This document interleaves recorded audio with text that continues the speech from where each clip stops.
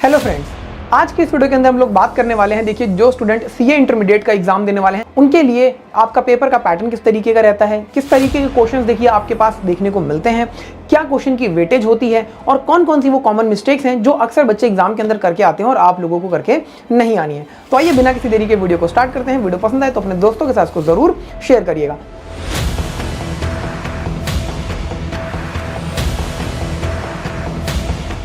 तो सर, बात कर रहे हैं हम लोग सीए इंटरमीडिएट का जो आपका पेपर पैटर्न है किस तरीके का रहता है, और टैक्सेशन के पेपर की आज मैं आपके लोगों के साथ यहां पर बात करने वाला हूं। तो सर, जो आपका पेपर है, जैसा कि आप लोगों को पता है, टैक्सेशन का पेपर ये 100 मार्क्स का आपका पेपर होता है, जिसके अंदर आपकी 70-30 की रेशो रहती है। 30 नंबर का देखिए आपके पास यहां पर एमसीक्यू होता है और सर 70 नंबर का आपका डिस्क्रिप्टिव होता है, और इसके साथ साथ यहाँ पर 50-50% वेटेज रहती है इनकम टैक्स और जीएसटी के बीच में। तो सर, किस तरीके का पेपर पैटर्न होता है, तो देखिए सबसे पहले पेपर के अंदर आपका पार्ट 1 आता है और इस पार्ट 1 के अंदर 30 नंबर के आपको एमसीक्यू देखने को मिलते हैं। अब ये एमसीक्यू देखिए आपके 1 नंबर के भी हो सकते हैं, 1.5 नंबर के भी हो सकते हैं, 2 नंबर के भी हो सकते हैं, ठीक है जी, और इनको मिलाकर भी इंस्टीट्यूट बना सकता है। और यहाँ पर आपको सभी क्वेश्चंस करने होते हैं, सारे के सारे ये जो क्वेश्चंस है आपके मैंडेटरी होते हैं। इसके साथ साथ देखिए यहाँ पर इनकम टैक्स के जो है वो आपके 18 नंबर तक के क्वेश्चन आ सकते हैं, जीएसटी के आपके 12 नंबर तक के आ सकते हैं, 15-15 नंबर के देखिए क्वेश्चन आ सकते हैं। इस वेटेज के अंदर थोड़ा बहुत वेरिएशन इंस्टीट्यूट जो है वो अटेम्प्ट करता रहता है, ठीक है जी। तो यहाँ पर इस चीज का आपको ध्यान रखना है। अब सर, ये जो एमसीक्यू क्वेश्चंस आते हैं ये किस तरीके के क्वेश्चंस आते हैं, तो देखिए जनरली जो है यहाँ पर आपका जो पहला एमसीक्यू क्वेश्चन आता है वो एक केस स्टडी बेस्ड क्वेश्चन होता है, जिसमें 4 से 5 आपके देखिए क्वेश्चन पूछे जाते हैं एक केस स्टडी के ऊपर, और ये आपका 8 से 10 नंबर के बीच में फॉल करता है। इसके बाद सिंगल देखिए आपके केस स्टडी क्वेश्चंस आ सकते हैं, जिसमें एक सिंगल छोटी सी केस स्टडी बनाकर आपसे चीजें पूछी जाएंगी कि भाई बताओ यहाँ पर वैल्यू ऑफ टैक्सेबल सप्लाई क्या होगी, एग्जेम्प्टेड पोर्शन ऑफ एचआरए कितना होगा, टैक्सेबल कितना होगा, है ना, इस तरीके से। इसके साथ साथ कई बार straightforward provision based question भी आ जाते हैं, और इस तरीके के क्वेश्चन अक्सर बहुत सिंपल होते हैं, लेकिन ऐसा 1 या 2 क्वेश्चन ही आपको देखने को मिलेगा, ज्यादा क्वेश्चन नहीं होते। मैक्सिमम क्वेश्चन आपके सिंगल केस स्टडी बेस होते हैं। 4 से 5 क्वेश्चन आपके देखिए एक केस स्टडी के ऊपर होते हैं, जहां एक पूरी केस स्टडी होती है आपकी आधे एक पेज की, और उसके ऊपर से क्वेश्चन पूछे जाते हैं, ठीक है जी। तो ये तो बात हो गई सर आपके एमसीक्यू पार्ट की, और इसको आपको अच्छे से करके आना है। देखिए कोशिश करिएगा कि आप इसको जब भी करें तो सारे क्वेश्चन कंप्लीट कर ले, ठीक है जी। तो आपको आसानी से जो है यहाँ पर, अगर आप इस 30 में से 20 से 25 नंबर भी स्कोर कर लेते हैं तो आपके लिए देखिए पास होना बहुत ज्यादा आसान हो जाता है। और सबसे अच्छी बात, यहाँ पर कोई नेगेटिव मार्किंग नहीं है, तो सारे एमसीक्यू क्वेश्चन जरूर करके आइएगा। चलिए सर, ये तो बात हो गई आपके एमसीक्यू पार्ट की। अब हम बात करते हैं डिस्क्रिप्टिव पार्ट की। तो डिस्क्रिप्टिव पार्ट जो है देखिए आपका यहाँ पर पार्ट 2 होता है, और ये आपका 70 मार्क्स का देखिए होता है, ठीक जी। बात करें अगर इसके अंदर 2 सेक्शंस होते हैं, तो यहाँ पर एक सेक्शन ए होता है आपका इनकम टैक्स का, और सेक्शन बी होता है आपका जीएसटी का। इनकम टैक्स का जो सेक्शन है, इसमें क्वेश्चन नंबर 1 से लेकर क्वेश्चन नंबर 4 तक आपके पास यानी कि 4 क्वेश्चन होते हैं। और यहाँ पर जो आपका क्वेश्चन नंबर 1 होता है ये आपका कंपलसरी क्वेश्चन होता है, ठीक है जी, 12 से 14 नंबर, और कई बार 15 नंबर तक का भी ये क्वेश्चन आपका आ जाता है।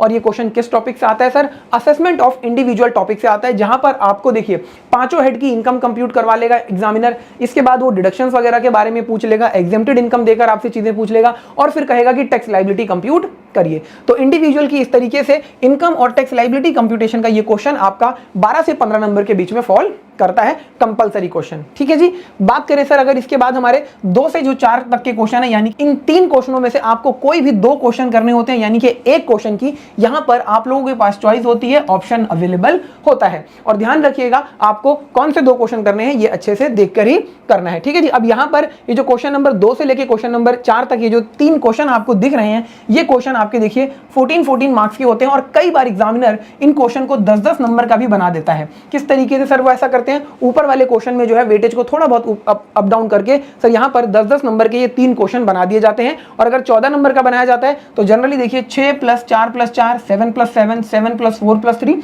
इस तरीके से आपकी वेटेज बनती है। 10 नंबर का बनता है तो 5-5 नंबर के 2 पार्ट इसके अंदर डाल दिए, तो इस तरीके से क्वेश्चन रहता है। इसके साथ साथ जो आपका देखिए यहाँ पर क्वेश्चन नंबर 4 होता है, इसके अंदर भी देखिए अगर सपोज 7 + 4 + 3 का आपका कॉम्बिनेशन बनाया या 7 + 7 का कॉम्बिनेशन बनाया, तो एग्जामिनर इस तरीके से करेगा। देखिए मैं आप लोगों को यहाँ पर थोड़ा सा बता दूं कि यहाँ पर भी एक ऑप्शन आपका बनता है, जैसे कि सपोज क्वेश्चन नंबर 4 है।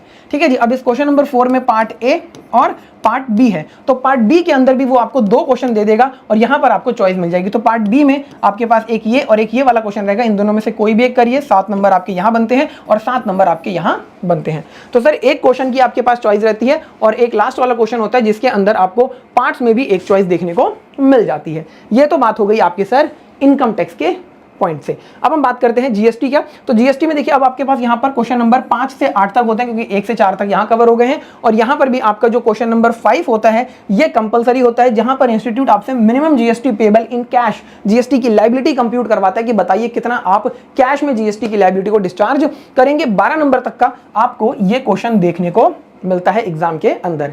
ठीक है जी, पहले ये क्वेश्चन 8 नंबर का हुआ करता था जब 60-40 की रेशियो होती थी, लेकिन अभी ये बढ़ा दिया गया है। ठीक है जी, इसके बाद आपके देखिए यहां पर जो क्वेश्चन नंबर 6 से लेकर क्वेश्चन नंबर 8 तक होते हैं, यानी कि 6, 7, 8, इन 3 क्वेश्चनों में से कोई भी 2 क्वेश्चन आपको सर अटेम्प्ट करने होते हैं, और यहां पर क्वेश्चन नंबर 6 से लेकर क्वेश्चन नंबर 8 की जो वेटेज रहती है सर वो 14 मार्क्स ईच रहती है, और कई बार यहां पर 10 नंबर की वेटेज भी एग्जामिनर जो है एक क्वेश्चन की दे देता है और 5-5 नंबर के 6 या 4 नंबर का कॉम्बिनेशन बनाकर देता है। तो 6 + 4 + 4, 7 + 7, 7 + 4 + 3, इस तरीके का देखिए आपको यहां पर कॉम्बिनेशन देखने को मिलता है। मतलब एक पार्ट में आपके पास 3 क्वेश्चन होंगे, 2 क्वेश्चन होंगे या 3 क्वेश्चन होंगे, और यहां पर इस तरीके से वेटेज जो है आपको देखने को मिलेगी। इसके साथ साथ यही बात मैंने बताई कि 10 नंबर का देखिए कई बार यहां पर इसकी वेटेज बना दी जाती है, तो 6, 4 कर दिया, 5, 5 कर दिया, इस तरीके से आपको देखने को मिलेगा। तो ये था देखिए आपका पूरा पेपर पैटर्न किस तरीके से रहता है टैक्सेशन का, जिसमें इनकम टैक्स और जीएसटी को हमने कवर अप किया। अब सर मैं आपके साथ बहुत इंपॉर्टेंट बात करने जा रहा हूं, और वो है कि कौन कौन सी ऐसी कॉमन मिस्टेक्स हैं जो बच्चे अक्सर एग्जाम में करके आते हैं, और हम लोग जब टेस्ट पेपर चेक करते हैं तो हमें ये गलतियां देखने को मिलती हैं। और जब बच्चे टेस्ट पेपर देखिए अपना एग्जाम देकर आते हैं, तो जब एग्जाम के पेपर्स को मंगवाते हैं कि गलतियां देखने के लिए, तो उन्हें ये गलतियां दिखाई देती हैं। तो आप ये कॉमन मिस्टेक्स मत करिएगा।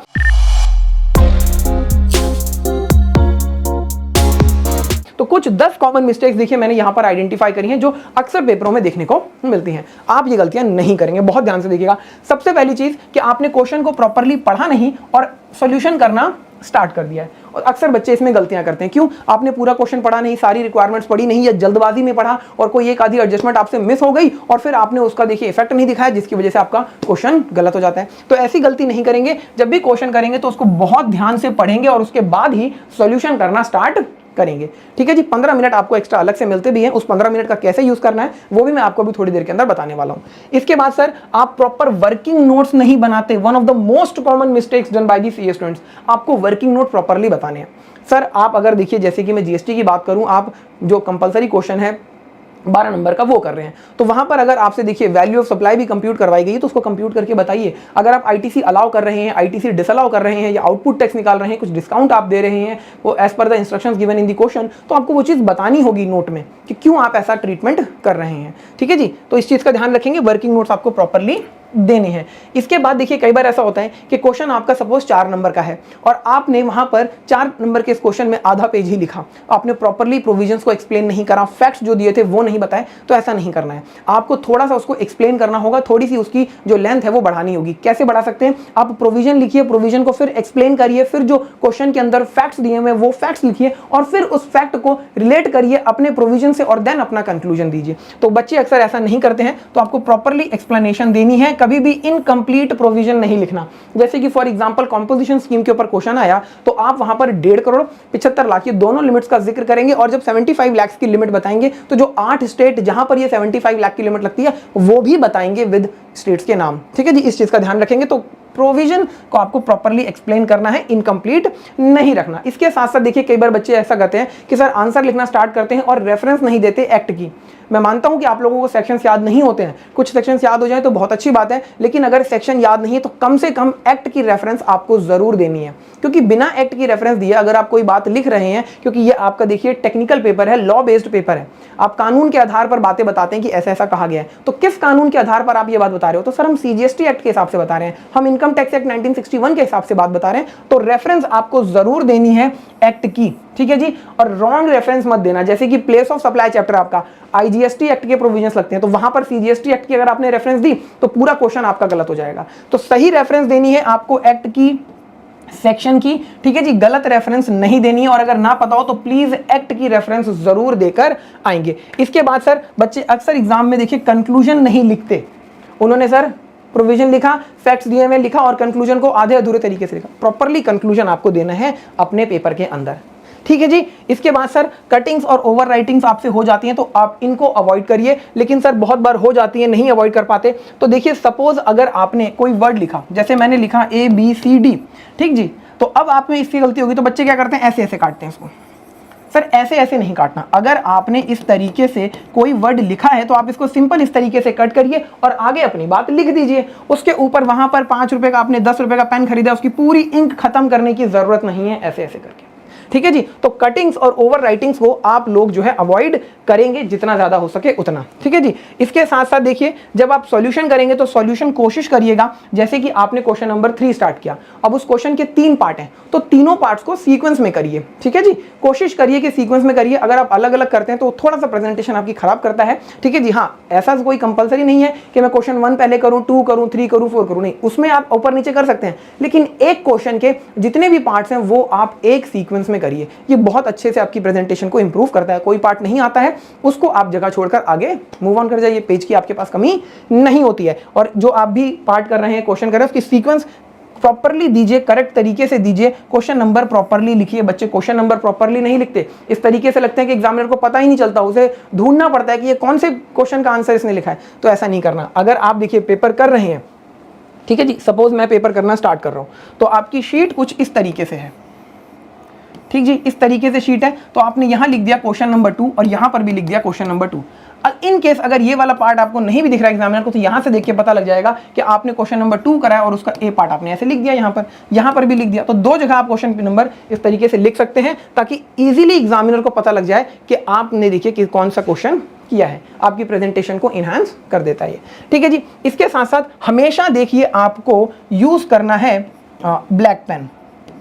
आप लोग ब्लू पेन यूज कर लेते हैं, ठीक है जी। बच्चे अक्सर ब्लू पेन यूज करते हैं तो ब्लू नहीं यूज करेंगे। यूज ऑफ ब्लू पेन आपकी गलती है, उसे नहीं करना है, हमेशा ब्लैक पेन यूज करेंगे आप लोग, ठीक है जी। तो ये वो कुछ कॉमन मिस्टेक्स थी जो बच्चे देखिए अक्सर एग्जाम में करते हैं, आप लोगों को नहीं करनी। कोशिश करिएगा जो 15 मिनट आपको स्टार्टिंग के मिलते हैं उस 15 मिनट में ही आप मार्क कर लें कि कौन कौन से क्वेश्चन हैं और किस सीक्वेंस में आप उनको पहले करने वाले हैं। जो क्वेश्चंस बहुत अच्छे से आते हैं उन्हीं को सबसे पहले करिएगा, जो क्वेश्चन आपको बहुत अच्छे से नहीं आते उनको एंड में करिएगा, ठीक है जी। इस चीज का आपको ध्यान रखना है उस 15 मिनट के अंदर।